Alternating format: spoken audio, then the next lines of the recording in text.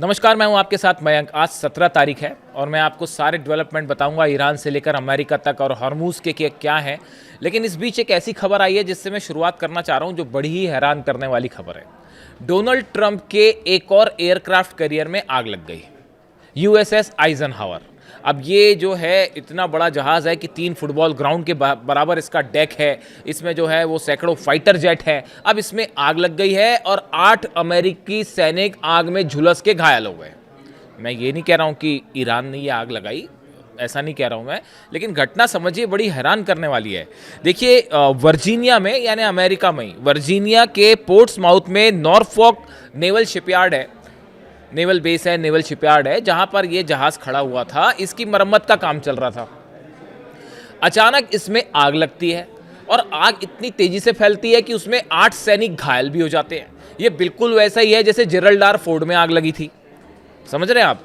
अब आग लगती है और उसमें 8 सैनिक झुलस भी जाते हैं और अफरा तफरी मच जाती है। बड़ी मुश्किल से सैनिकों को वहां से हटाया गया, फिर आग पर काबू किया गया। अब गौर करने वाली बात यह है कि अमेरिका के अधिकारी कह रहे हैं कि ये आग कैसे लगी पता नहीं, आग कहां से लगनी शुरू हुई पता नहीं, सैनिक कैसे अमेरिका के इसकी चपेट में आ गए पता नहीं, आग जो है वो किसी तरह का कोई साजिश तो नहीं है पता नहीं। तो फिर पता क्या है? कुछ भी नहीं पता। इतने बड़े एयरक्राफ्ट कैरियर में आग लग जाए। देखिए, ऐसे ही था जेरल्ड आर फोर्ड में जब आग लगी थी, तब भी यही कहा गया था कि भाई ये आग कैसे लगी, लॉन्ड्री में आग लग गई है। ये बात अलग है कि जो डिफेंस एक्सपर्ट्स हैं वो ये बता रहे हैं कि ईरान ने जो अंडर वाटर ड्रोन होता है उससे हिट कर दिया था। ये अलग बात है। देखिए, ईरान ने कोई दावे नहीं किए, हर बात क्लेम भी नहीं की जाती, लेकिन उस समय क्या कहा गया था अमेरिका की तरफ से? यही कहा गया था ना कि लॉन्ड्री में आग लग गई जेरल्ड आर फोर्ड में और उसमें सैनिक घायल भी हो गए और फिर जो बचे थे वो डर के मारे जो है वो उसके बेसमेंट में छुप गए जाके। इसी तरह की खबर थी। जेरल्ड आर फोर्ड तो दुनिया के सबसे बड़ा वॉरशिप है। अब उसमें भी आग लग गई, कुछ नहीं पता था कैसे हुआ क्या हुआ। फिर ये हालत हुई कि उसको मरम्मत के लिए भेजना पड़ा और कई दिनों तक उसकी मरम्मत चलती रही। उस समय भी यही कहा गया था कि ये हादसा है। ये बात अलग है कि बाकी लोगों ने बाद में बताया कि वो तो ईरान ने अंडर वाटर जो है समुद्र के अंदर चलने वाला ड्रोन है, जैसे शायद आसमान में उड़ता है वैसे समंदर के अंदर चलने वाले ड्रोन भी है, उसने हिट कर दिया था और हवा नहीं लग पाई अमेरिका की नेवी को। तो अब ये बड़ा सवाल है कि ये जो आइजनहावर में इस तरह से आग लगी और सैनिक घायल हो गए, तो ये कहीं किसी तरह का सोबेटाज तो नहीं है? ठीक है, चलिए, अब जानकारी आगे होएगी तो पता चलेगी। इसके अलावा एक और बड़ी इंपॉर्टेंट खबर आई। डोनाल्ड ट्रंप के पास, अमेरिका के पास मिसाइल्स की कमी हो गई है। देखिए, ये कैसे खबरें सामने आई, हम तथ्य के साथ इस बात को करेंगे, हवा हवाई बात नहीं करेंगे। खबर ये आई है कि Pentagon reportedly reaching out to civilian giants like Ford and General Motors. इस तरह की खबरें कई जगह छपी है कि अमेरिका ने कुछ अब प्राइवेट कंपनी से संपर्क किया है, जिसमें फोर्ड भी है और जनरल मोटर्स भी है। इस तरह के दावे हो रहे हैं और ये कहा गया है कि भाई इनसे कहा गया है कि जो मिसाइल्स है वो बनाने में मदद कीजिए। इस तरह के दावे हो रहे हैं। देखिए, with high tech systems like THAAD and Tomahawk not easy to replace, can production even keep the pace with demand. अब इसमें क्या है कि देखिए, टॉमहॉक मिसाइल्स लगातार खर्च हो रही हैं, थार्ड और पेट्रियाट की तो भयंकर कमी है। पहले इजराइल को बचाने में 12 दिन की जंग में थार्ड और पेट्रियाट लग गई। फिर ईरान ने जो है इतनी मिसाइल्स मारी कि वो अरब को बचाने में पूरे थार्ड खत्म हो गए और क्या बचे नहीं बचे आपको पता ही है। अरब कह रहा है और यूएई कह रहा है कि अब हम विश्वास नहीं करेंगे आप पे भैया, आप नहीं बचा सकते हमको। तो थार्ड और पेट्रियाट वहाँ ख़त्म हो गए। अब ये थार्ड और पेट्रियाट बचाना भी, बनाना नहीं, जितनी जल्दी बना के उस क्वालिटी का बनाना ये हर आसान नहीं है कि आप किसी भी कंपनी को कांटेक्ट करें और कहें कि भाई इसको फ़ौरन बना दो, तो वो संभव नहीं है। As talks of ceasefire and negotiations grow louder, is diplomacy being driven by strategy or by scarcity? देखिए, कहा जा रहा है ये अमेरिका ने जो घेराबंदी कर रखी है, अमेरिका ने अब तक हमले नहीं किए, उसकी एक बड़ी वजह है। अब अमेरिका को ये चिंता, भाई मिसाइल तो है नहीं और सामने वाले के पास जो है, ईरान के पास तो कितनी मिसाइल्स है किसी को नहीं पता, किसी को नहीं पता, ना सीआईए को पता, ना मोसाद को पता है, यहाँ तक कि रूस के पास भी कितनी जानकारी है पता नहीं। कितनी मिसाइल सिटीज़ हैं, 40 साल से पता था ईरान को इस बात को कि एक ना एक दिन ये ज़रूर आएगा। तो ईरान की जो सेना है और अली खामनी साहब का विज़न था, उनको पता था कि जो है लंबी जंग चलेगी, मिसाइल्स प्रोडक्शन तैयार रखना है। अब वो नई खबर आ गई है कि ईरान ने अपनी नई मिसाइल सिटीज़ के मुंह खोल दिए हैं और कई जगह से जो है वो धड़ल्ले से मिसाइल और लॉन्चर जो अंदर रखे हुए थे वो बाहर आने शुरू हो गए और वो रिप्लेसमेंट कर दिए गए। वो बड़ी जंग की तैयारी में ईरान, ये क्यों हुआ, क्या हुआ? और आज जुमा है, मैं आपको बताता हूँ, खबरें इस तरह की हैं। डिफेंस सर्कल में कि जुमे पर ईरान पर बड़े हमले की ग्राउंड ऑपरेशन की प्लानिंग थी, लेकिन पुतिन ने ट्रंप का यह प्लान फेल कर दिया। वो कैसे, मैं आपको बताऊंगा। अब देखिए, ये जो मिसाइल वाली बात है, अभी कहा जा रहा है कि ये एक नया टर्म सामने आ गया है कि साहब हम जो है वो इकोनॉमिक फ्यूरी, एक नया टर्म सामने आ गया है कि अब वो जंग वाली बात नहीं है, अब हम इकोनॉमिक तरीके से ईरान को नुकसान पहुंचाएंगे और घेर के खड़े हो जाएंगे और जहाज नहीं निकलने देंगे। अरे यार, 40 साल से आपने सैंक्शंस लगा रखे हैं, क्या कोई कुछ बिगाड़ पाया? फ्रांस, जर्मनी, इंग्लैंड, हालांकि अब ये सब खड़े हो गए ईरान के साथ आके। सिर्फ डोनाल्ड ट्रंप अकेले बच्चे हैं, उनके साथ उनका कोई हमले में साथ देने को राजी नहीं है। जंग के पहले देखिए क्या हालात थे, ईरान अकेला था, स्नैपबैक सैंक्शंस यूरोपीय देशों ने ही लगाए थे ना, तरह तरह के जो है समझौते तोड़े जा रहे थे और वो लग रहे थे। आज पूरी दुनिया ईरान के साथ खड़ी हो गई, आके डोनाल्ड ट्रंप अकेले पड़ गए, कोई उनके युद्ध में, जंग में हाथ नहीं डालना चाह रहा। और मिसाइल्स की कमी अलग है, तो इसीलिए कहा जा रहा है कि ये जो हॉर्मूज घेर के खड़े होने की बात और ईरान के ऑयल को रोकने की बात, ये इसलिए है क्योंकि जंग के लिए मिसाइल्स नहीं बची।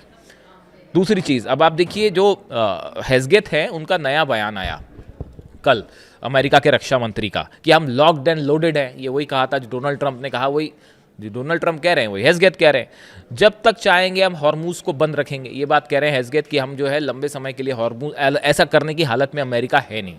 वो चीन के जहाज रुके हुए हैं, चीन अभी थोड़ा शांति से देख रहा है इसको। अगर ज़्यादा दिन तक आपने ये हॉर्मूज को, वो होएगा ही नहीं, रख ही नहीं सकते डोनाल्ड ट्रंप बंद। एनर्जी ठिकाने हम तबाह कर देंगे, हेस्गेथ कह रहे हैं कि ईरान के एनर्जी ठिकाने तबाह कर देंगे, तबाह कर देंगे। बड़े दिन से सुन रहे हैं हम ये बात, मतलब 1 महीना हो गया है सुनते सुनते, और मैं बड़े गौर से देख रहा हूँ इस बात को कि कब अमेरिका ऐसी कोई कोशिश करता है।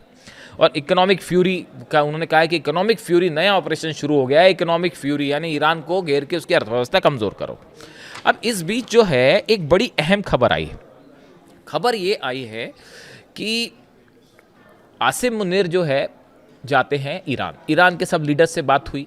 जो अंदर खबरें हैं डिप्लोमेटिक सर्कल में कि आसिम मुनीर ने डोनाल्ड ट्रंप के सारे प्रस्ताव ईरान के सामने रख दिए। किसी भी प्रस्ताव के लिए ईरान तैयार नहीं है। वो मैं आपको पहले ही कह चुका हूं, जो ईरान की जो सेना है, अहमद वाइदी साहब कह रहे हैं भैया अगर यूरेनियम हमको देना होता तो हम जंग के पहले दे देते ना।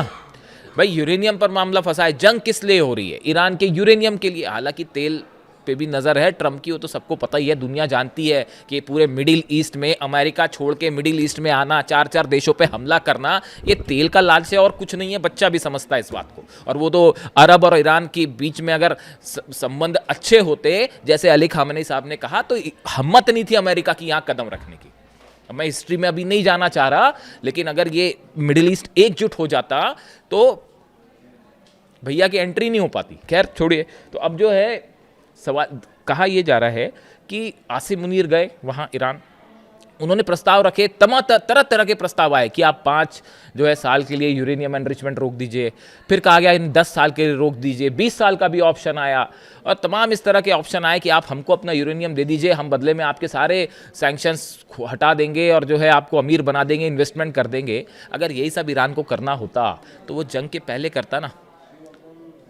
अली खामेनी साहब तो झुके नहीं, इसी बात के लिए अली खामेनी साहब अड़े रहे कि आपको यूरेनियम दे दें और उसके बाद मिसाइल प्रोग्राम का क्या होगा, ईरान क्यों रोकेगा मिसाइल प्रोग्राम। यानी देखिए ये बात अभी तक अमेरिका को समझ में नहीं आई है। डिप्लोमेटिक टॉक्स होती रहे, कितनी दौर की बातचीत हो जाए, ये फेल हो जाएंगी जब तक अमेरिका के डिप्लोमेट्स को बात समझ नहीं आएगी कि ईरान से इक्वल लेवल पर बात करनी पड़ेगी और यूरेनियम एनरिचमेंट ईरान का अधिकार है। यही बात पुतिन कह रहे हैं। पुतिन ने तो आउटराइटली जो है सपोर्ट कर दिया ईरान को कि आपको जो करना है यूरेनियम से करिए, मैं खड़ा हूँ पीछे। अब क्या करेंगे डोनाल्ड ट्रंप? इसके साथ जो है जो अहम खबर है जिसकी मैं बात कर रहा था कि ऐसी खबरें हैं डिफेंस सर्कल में कि इस जुमे पर, आज जो जुमा है, इस जुमे के आसपास अमेरिका ने बड़े ग्राउंड ऑपरेशन की तैयारी कर ली थी ईरान के ऊपर। ये जो आसिम मुनीर वहां गए और जैसे ही ये बात सामने आई कि ईरान ने प्रस्तावों को ठुकरा दिया है, आउटराइटली रिजेक्टेड। आप तमाम खबरें, आप डोनाल्ड ट्रंप कुछ भी कहते रहे, उनका कोई भरोसा नहीं हो। सुबह कुछ कहेंगे, दोपहर को कुछ, रात को कभी कहेंगे डील हो गई, कभी कहेंगे कि ईरान हमारा यूरेनियम देने को तैयार हो गया। इस तरह की बातें आई हैं, हास्यास्पद बातें हैं। तो बच्चे हंसते ईरान में ऐसी बातों पे। तो वो जो है वो बताया जा रहा है कि जुमे के आसपास हमले का प्लान तैयार था। ये जो यूएसएस ट्रिपोली पर जो खड़ा हुआ है हॉर्मुज के पास, उसमें बड़ी वॉर ड्रिल हो रही है। वो जो 3 एयरक्राफ्ट कैरियर खड़े हैं, बड़ी वॉर ड्रिल हो रही है। 10,000 सैनिक प्रैक्टिस में जुटे हुए हैं कैसे करना है। इसके हमले की तैयारी थी, लेकिन पुतिन ने कॉल किया ईरान को और ईरान को खुद पर्सनली कॉल करके ये जानकारी दी पुतिन ने कि आप पर हमला हो सकता है, तैयार हो जाइए। नतीजा ये है, ईरान ने अपने जितने पोर्ट्स हैं, जितने द्वीप हैं, लारक हो, केशम हो, खार्ग हो, जबरदस्त मिसाइल मूवमेंट हुआ है। ये जो टनल्स खोल के नई मिसाइल्स निकालने वाली बात है, ये क्यों आई? ये इसीलिए आई कि आसिम मुनीर की विजिट और पीछे से धोखे का प्लान था, जो कि फेल कर दिया पुतिन ने। और इस जुम्मे के आसपास बड़े हमले का प्लान था, पुतिन ने बता दिया हमला होना है। ईरान की सेना जो है वो पहले के मुकाबले ज्यादा तैयार है, सैनिक बढ़ा दिए गए हैं। इसीलिए बयान आया, जो कल बयान आया था कि ईरान की तरफ से कि आप यहाँ पे कदम रखिए, और उसके बाद जो है हमने ताबूत तैयार कर रखे